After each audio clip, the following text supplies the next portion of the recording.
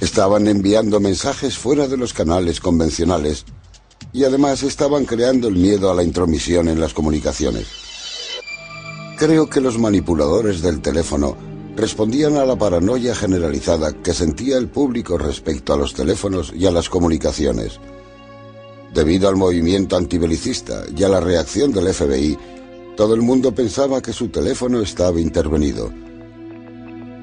El teléfono fue una especie de foco de paranoia general sobre la intrusión del Estado, sobre la falta de intimidad, sobre toda esa clase de cosas. Rosenbaum logró dar con la pista de Denny y Joe Angresia. Sin embargo, el Capitán Crunch se mostró más esquivo. El Capitán Crunch era uno de los grandes personajes norteamericanos, una especie de superhéroe de fantasía creado en el país. Todos los que fueron entrevistados por Ron Rosenbaum habían mencionado al Capitán Crunch. Por esa razón le llamé y le dije, no nos gustaría que publicara usted ese artículo porque, en serio, no es una buena idea. El Capitán Crunch estaba muy preocupado porque no hacía más que repetirme, haga lo que haga, no quiero que esta información caiga en manos de los radicales. Él tenía la sensación de que aquello podría llegar a paralizar el sistema de telefonía de los Estados Unidos e incluso colocar a los Estados Unidos bajo el yugo nuclear de la Unión Soviética. El artículo de Ron Rosenbaum sobre los manipuladores de teléfonos fue publicado en la revista Esquire en octubre de 1971. Acudí a la biblioteca, leí el artículo y no podía creerlo. Era tan revelador, me dije, oh Dios mío. En aquel momento me di cuenta de que la manipulación telefónica, tal y como yo la había conocido, había muerto. Se lo leí a Denny entero por teléfono. Todo el mundo recibió su llamada. Una de las últimas llamadas que hicimos fue para leer el artículo a todos porque no podían leerlo. No daban crédito a aquello. Les dije, chicos, estáis acabados. No debisteis permitir que aquel tipo hablara con vosotros. No teníais que haberle proporcionado toda esa información. Después del artículo del Esquire, todo el mundo se subió al carro. Hola a todos. ¿De quién es el número 2374059? Mío y de Paul. Después, todas aquellas fuerzas tan poderosas se unieron sobre todo con la idea de robar.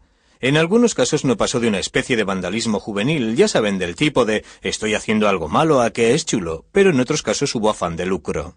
Bueno, en nuestro programa acelerado para cazar a los manipuladores de teléfonos que cada vez tienen más éxito, detectamos que algunos son hombres de negocios, detectives privados, agentes de bolsa, concesionarios de coches, hasta hemos detectado a algunos que pertenecen al crimen organizado.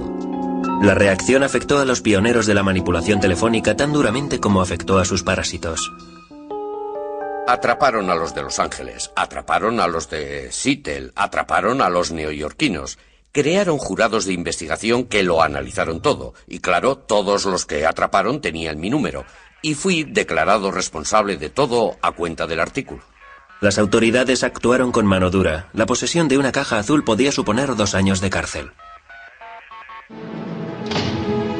El Capitán Crunch fue acusado de un delito federal de fraude a las empresas de telefonía y pasó 4 meses en la cárcel. La manipulación de teléfonos estaba muerta, pero no enterrada. Estaba a punto de estallar una revolución tecnológica a escala mundial, y el Capitán Crunch todavía seguía allí para servir de inspiración a una nueva generación de piratas informáticos. La piratería había nacido como una exploración divertida de las redes de telefonía, pero todo aquello iba a cambiar con la creación del ordenador personal, una revolución tecnológica que los propios piratas informáticos habían inspirado.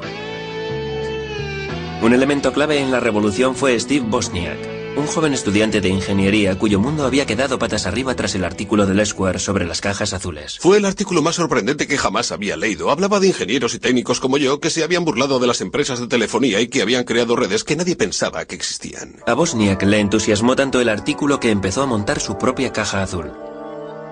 Al principio solo puse algunos de los chips que yo mismo había diseñado en una tabla y empecé a soldar cables. Por esa razón, cuando acabé el montaje de la caja azul, algunos tonos estaban bien y otros mal. Empecé a buscar al Capitán Crunch. Una vez que su tapadera había quedado hecha añicos por el Esquire, John Draper intentó pasar totalmente desapercibido. Todo el mundo decía que John Draper era el Capitán Crunch. Llamé a la emisora de radio y pedí que John Draper me llamara. Me dijeron, no, ha desaparecido de la vista después del artículo del Esquire. Supe que había dado con él. 10 minutos más tarde sonó el teléfono. Exclamé, Dios mío, qué malas noticias. Era él, nos dijo que vendría a Berkeley a reunirse con nosotros en el dormitorio. Tuve la sensación de que el que venía a casa era el mismísimo presidente. Fui allí sin saber realmente qué era lo que estaba pasando.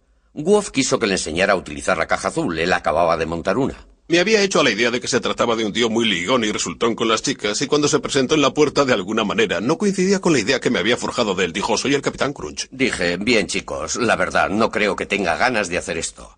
Me contestó, está bien. Me sentí todo un héroe. Añadí, me imagino que no pasará nada. Al fin y al cabo, estoy en un dormitorio y será muy difícil que alguien detecte la llamada. Woz me preguntó, ¿podemos telefonear al Papa? Le contesté, pienso que sí. Cogí el número del Vaticano y llamamos preguntando por el Papa. Nos dijeron, el Papa no está disponible en estos momentos. Eran como las 4 de la madrugada. Aquella misma noche empecé a aprender códigos y técnicas de John Draper y de los demás para utilizarlas para hablar con las operadoras, y las semanas siguientes las dediqué a hacer prácticas para ver hasta dónde podía llegar. Creo que estaba un poco asustado con la idea de que me cazaran. Un par de semanas más tarde, el coche de Wozniak sufrió una avería. Por suerte, él y su colega Steve Jobs tenían una caja azul a mano. Decidimos llamar a nuestros amigos de Berkeley con la caja azul para que nos llevaran a casa en coche. Steve realizó la llamada sirviéndose de la caja azul. Cuando contestó la operadora colgó asustado. Volvió a llamar. Al contestar la operadora colgó otra vez de lo asustado que estaba. Fue cuando apareció un poli. Estaba en la cabina con una caja azul en las manos. Oh, Dios mío. Seguro que el poli pensó que éramos drogadictos porque yo llevaba el pelo muy largo. Steve me pasó la caja azul y la introduje en el bolsillo de mi abrigo. Me preguntó, ¿qué es esto? Si se pulsaban los botones emitían tonos, por eso contesté, es un sintetizador musical electrónico. El poli le dijo que estaba desafinado. Preguntó, ¿para qué es el botón naranja? ¿Es con el que pirateáis las líneas? Steve le contestó, es para calibrar. El agente preguntó, ¿qué hay que calibrar? Pasé miedo. Supimos que nos habían cogido, nos metieron en el coche patrulla, los dos polis iban en el asiento delantero y Steve y yo en el de atrás. El poli que iba de copiloto se dio la vuelta. El poli se dio la vuelta hacia Woz y le dijo, un tipo llamado Moog te ha delatado. Era un sintetizador Moog.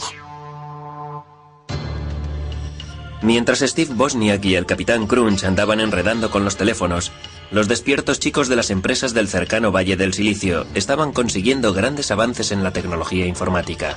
Sin embargo, a principios de los años 70 los ordenadores eran todavía unas máquinas enormes muy impersonales al servicio de unas empresas enormes muy impersonales. Se empezó con lo de los ordenadores con el fin de descifrar códigos, detectar misiles, crear armas para la guerra.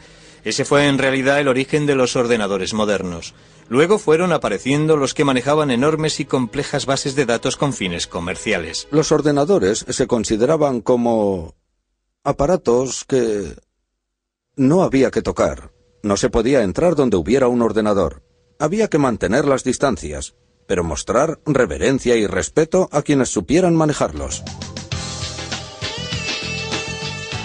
Pero en aquella época el respeto era un bien bastante escaso. A finales de los años 60 hasta los ingenieros informáticos tenían ya su contracultura. Lo bautizaron piratería informática. Los objetivos prácticos eran secundarios, lo importante era lo que los piratas informáticos denominaban el puro placer de la exploración, un sentimiento que los manipuladores de teléfonos hubieran reconocido como propio. Los manipuladores de los teléfonos estaban aprendiendo cómo utilizar una tecnología, cómo introducirse, cómo utilizar y expandir la tecnología por caminos que en general no estaban al alcance del público. De la misma forma, la piratería informática iba ampliando sus fronteras, iba aprendiendo a explorar los ordenadores para conseguir que hicieran cosas que la gente afirmaba eran incapaces de hacer. Para conseguir sus propósitos, los piratas informáticos necesitaban tener acceso a un ordenador, pero en aquella época no resultaba fácil. En mi primer año en la universidad dije a mi padre, algún día tendré un ordenador Nova 4K. Me contestó, Steve, cuesta tanto como una casa. Le respondí, entonces viviré en un apartamento. Algún día tendré ordenador. Cuando los ordenadores eran todavía unas máquinas crujientes que costaban 5.500 millones de euros, la idea de que alguien tuviera su propio ordenador personal resultaba inconcebible. ¿Por qué iba a querer alguien disponer de su propio ordenador personal? Era ridículo, era como que alguien dispusiera de su propia bomba atómica.